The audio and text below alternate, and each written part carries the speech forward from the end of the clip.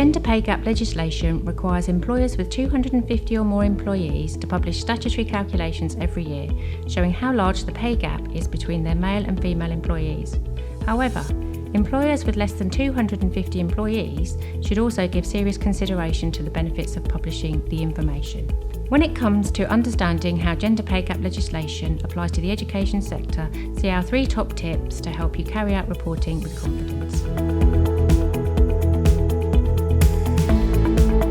The term employee is constructed in its broadest sense in gender pay gap legislation. It encompasses employees employed under an ordinary contract of employment, as well as any individuals engaged under a contract to personally do work. Whether or not contractors are caught in the requirements depends on whether they are personally contracted to do the work, with genuinely self-employed people not caught. Categories of employees that could be included in the reporting, but might not have an ordinary contract of employment, could include visiting music teachers, exam invigilators, minibus drivers, sports coaches and counsellors. You have a responsibility to be sensitive to how an employee chooses to self-identify in terms of their gender. The regulations do not define the terms male and female, and the requirement to report gender pay should not result in employees being singled out and questioned about their gender. You should start by using the gender identification the employer has provided for HR and payroll purposes, provided that these records are regularly updated. Where you consider this information not to be accurate, you are advised to establish a method which enables all employees to confirm or update their gender.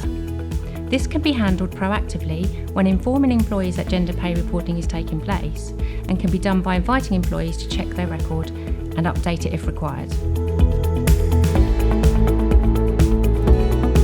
The Equality Act 2010 Gender Pay Gap Information Regulations 2017 do not address how employers should calculate their gender pay gap if they have non-binary employees who do not identify as either male or female.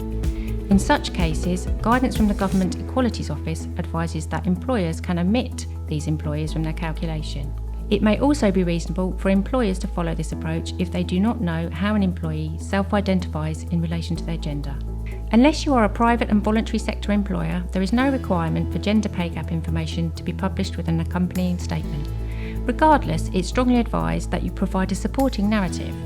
This gives the reader the chance to understand your view of your gender pay gap at present, and gives you the opportunity to outline that you intend to do to close it, should a potential issue be identified.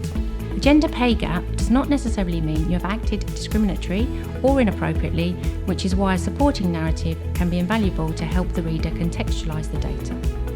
We can support you with your HR, payroll and pensions, well-being and health and safety needs, plus much more. If you would like to find out how we can support your school or multi-academy trust, please get in touch with us on services@epm.co.uk or 01480 431 993.